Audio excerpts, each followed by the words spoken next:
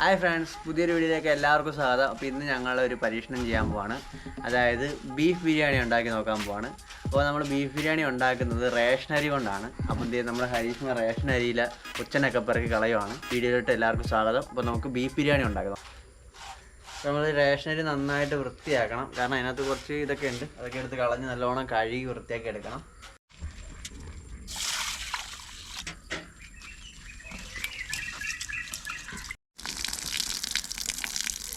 നമ്മൾ റേഷൻ അരി നന്നായിട്ട് കഴുകി എടുത്തിട്ടുണ്ട്. ഇനി ഒരു 5 മിനിറ്റ് കുതിക്കാൻ വെക്കുവാണ്. അപ്പോൾ ആ സമയത്ത് നമ്മുടെ ബീഫ് നമുക്ക് കഴുകി പീസാക്കി എടുക്കാം.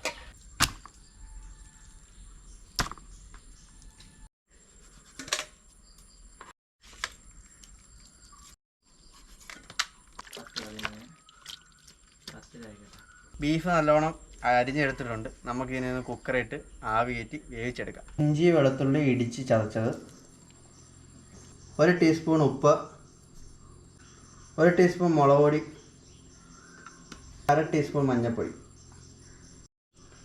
1 ടീസ്പൂൺ ഇറച്ചി മസാല. അപ്പോൾ ഇനി നന്നായിട്ട് മിക്സ് ചെയ്തെടുക്കാം.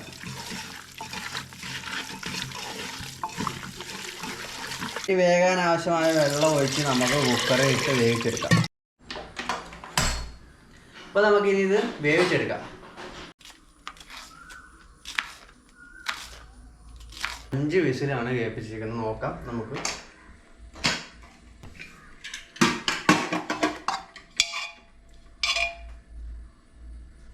ബീഫ് ആവശ്യത്തിന് വെന്തിട്ടുണ്ട്. അപ്പോൾ നമുക്കിനി ഇതിവിടെ ഇരിക്കട്ടെ. നമുക്ക് റൈസ് ഉണ്ടാക്കിയെടുക്കാം. റേഷൻ അരി ബിരിയാണി റൈസ് ആക്കിയെടുക്കാം.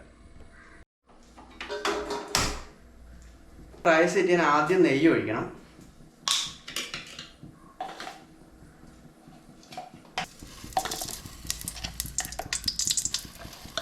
നെയ്യ് നന്നായിട്ട് ഉരുകി വന്നിട്ടുണ്ട്. അപ്പോൾ ആദ്യം നമുക്ക് കുറച്ച് ഏലക്ക, കറുകപ്പട്ട, ഗ്രാമ്പൂ, പെരുംജീരകം അങ്ങനത്തെ ഐറ്റംസ് നമ്മൾ ആദ്യം ഇതിനകത്തിട്ടൊന്ന് മൂപ്പിച്ചെടുക്കണം.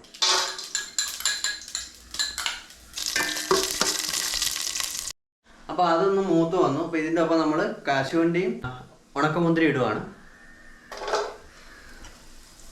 അപ്പോൾ ഇത് നൈസായിട്ടൊന്ന് മൂപ്പിച്ചെടുക്കണം.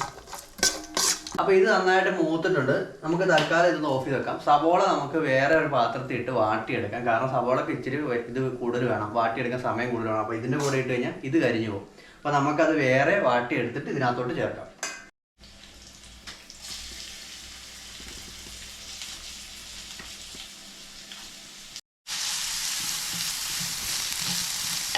സവോള വാടി വന്നിട്ടുണ്ട്. അതിനൊപ്പം നമ്മൾ ഈ 2 ഇലയും കൂടി ചേർക്കാൻ പോകാം. ഇതിൻ്റെ പേരറിയാമെങ്കിൽ കമൻറ്റ് വഴി ഇടുക. ഇത് നമ്മൾ ബിരിയാണിക്കകത്ത് ഇടുന്ന ഇലയാണ്.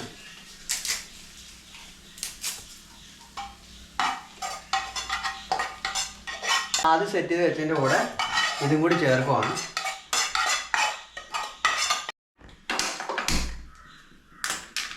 അപ്പം നമുക്ക് ഇനി ഇതിനകത്തോട്ട് ആവശ്യത്തിന് വെള്ളം ഒഴിക്കാം.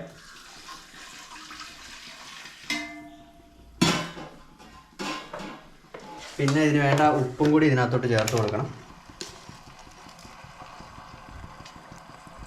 ഉപ്പും കൂടി ഇട്ട് നന്നായിട്ട് ഇളക്കി മിക്സ് ചെയ്തിട്ടുണ്ട്. അപ്പോൾ ഇത് നമുക്കിത് എടുത്ത് വെച്ചിരിക്കുന്ന അരി ഒരു 10-15 മിനിറ്റ് നമ്മൾ വെള്ളത്തിലിട്ട് കുതിർത്ത് വെച്ച അരിയാണ്. അപ്പോൾ ഇത് നമുക്കിനി ഇതിനകത്തോട്ട് ഇടാം.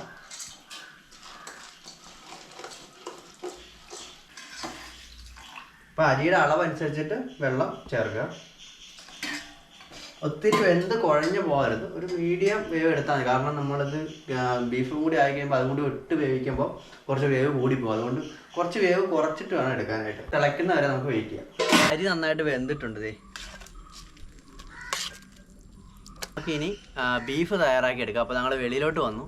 കുക്കറായിട്ട് അടിച്ചെടുക്കാനും ഇത് വേവിച്ചെടുക്കാനുള്ള ബുദ്ധിമുട്ട് കൊണ്ടാണ് നമ്മൾ അവിടെ ചെയ്തത്. അപ്പോൾ ഇനി ഉള്ള സംഭവം നമ്മൾ വെളിയിലാണ് ചെയ്യുന്നത്. അപ്പോൾ നമുക്ക് ബാക്കി കാര്യങ്ങൾ ചെയ്യാം. നമ്മുടെ ഉരുളി നന്നായിട്ട് ചൂടായി. നമുക്ക് ആവശ്യത്തിനുള്ള എണ്ണ ഒഴിക്കാം. ആദ്യം എണ്ണ ചൂടായി വന്നിട്ടുണ്ട്. അപ്പോൾ നമുക്ക് ഇനി സവോള ആദ്യം വാട്ടിയെടുക്കാം.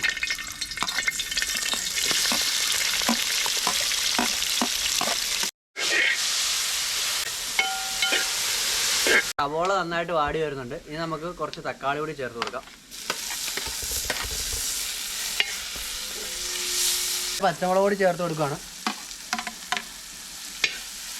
തക്കാളിയും സവോളയും പച്ചമുളകൊക്കെ നന്നായിട്ട് വാടിയിട്ടുണ്ട്. ഇനി നമുക്ക് ഗാർലിക് പേസ്റ്റ് കൂടി ഇതിൻ്റെ കൂടെ ചേർക്കാം. നമ്മൾ ചേർത്തിരിക്കുന്നത് ജിഞ്ചർ ഗാർലിക് പേസ്റ്റാണ്. ഇതിനകത്തോട്ട് വേണ്ട ആവശ്യത്തിനുള്ള പൊടികളൊക്കെ ചേർത്ത് കൊടുക്കാം. ഒരു 2 ടീസ്പൂൺ മല്ലിപ്പൊടി ചേർക്കുകയാണ്, 2 ടീസ്പൂണ് മുളക് പൊടി, കുറച്ച് മഞ്ഞൾപ്പൊടി. അപ്പോൾ ഈ മസാലക്കൂട്ടുകളെല്ലാം നമ്മൾ പൊടിച്ചെടുത്തിട്ടുണ്ട്, അതും കൂടി ഇതിൻ്റെ കൂടെ ചേർക്കുകയാണ്. അപ്പോൾ ഇത് നമ്മുടെ സംഭവങ്ങളൊക്കെ സെറ്റായിക്കൊണ്ടിരിക്കുകയാണ്. നല്ല വെയിലും നല്ല അടിയിൽ നിന്നുള്ള ചൂടും കാരണം കണ്ണിൽ നിന്ന് മൂക്കിന്നൊക്കെ വെള്ളം വന്ന് നമ്മൾ നാശമായിരിക്കുകയാണ്. അതേ ബാക്കി സാധനങ്ങളൊക്കെ പതുക്കെ അരീക്ഷണം സെറ്റ് ചെയ്തുകൊണ്ടിരിക്കുകയാണ്.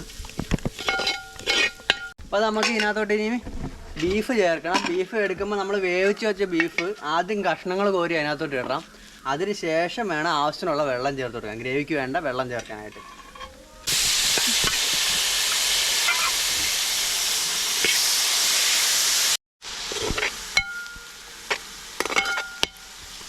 ബീഫിനകത്തോട്ട് വേണ്ട ഗ്രേവിക്കുള്ള ആവശ്യത്തിനുള്ള വെള്ളം ഒഴിച്ചു, ബീഫ് ഇട്ടു. ഇനി നമുക്കിത് നന്നായിട്ടൊന്ന് മിക്സ് ചെയ്യണം. അതിനുശേഷം നമുക്ക് മൂടി വെച്ച് ഇത് വെള്ളം വറ്റിച്ചെടുക്കണം. നമുക്ക് ഒത്തിരി ഗ്രേവി വേണ്ട, ബിരിയാണിയാണ് ഉണ്ടാക്കുന്നത്, അതുകൊണ്ട് ഒത്തിരി വെള്ളം വേണ്ട. അപ്പോൾ നമ്മൾ ആ വെള്ളം വറ്റുന്നവരെ നമുക്ക് മൂടി വെച്ച് വറ്റിച്ചെടുക്കാം.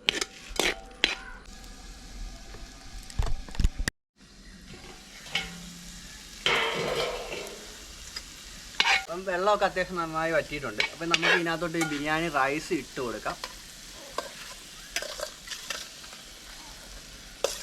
ബിരിയാണി റൈസ് അല്ല, റേഷൻ അരി.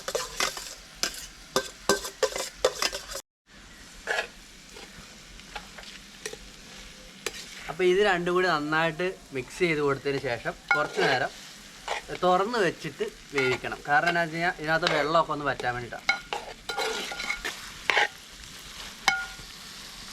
ബീഫ് ബിരിയാണി, റേഷൻ അരി കൊണ്ടുള്ള ബീഫ് ബിരിയാണി ഏകദേശം റെഡി ആയിട്ടുണ്ട്. ചെറിയൊരു അത് വെള്ളമൊക്കെ ഉണ്ടാവും. അപ്പോൾ അതൊന്ന് വലിയാൻ വേണ്ടിയിട്ട് കുറച്ച് നേരം ഒന്ന് തുറന്ന് വെച്ചിട്ട് നമുക്കൊന്ന് അടിയിൽ തീയിട്ട് കൊടുക്കണം.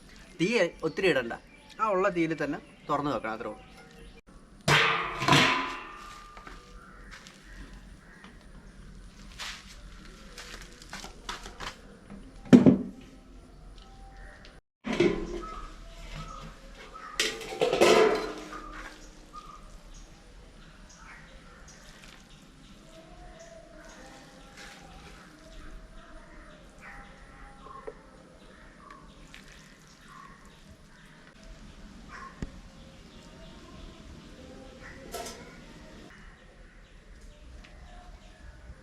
റേഷൻ അരി കൊണ്ടുള്ള ബീഫ് ബിരിയാണി റെഡി ആയിട്ടുണ്ട്. നമ്മളിനി ടേസ്റ്റ് ചെയ്ത് നോക്കാൻ പോവാണ്.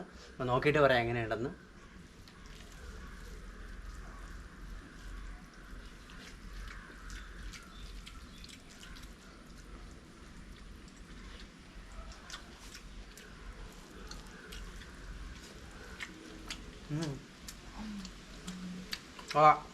നമ്മൾ സാധാ ബിരിയാണി ഉണ്ടാക്കുന്ന ആ ഒരു ടേസ്റ്റ് അല്ല, അതുമായിട്ടൊരു ബന്ധമില്ല.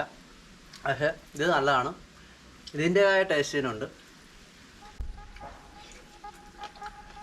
എന്തായാലും അത് വ്യത്യസ്തമായിട്ടൊരു ഫുഡാണ് നമ്മൾ തയ്യാറാക്കിയത്. അപ്പം ഈ വീഡിയോ എല്ലാവർക്കും ഇഷ്ടപ്പെടുന്നതായിരുന്നു. അടുത്തൊരു വീഡിയോ വീണ്ടും കാണാം. അതുവരേക്കും ബൈ.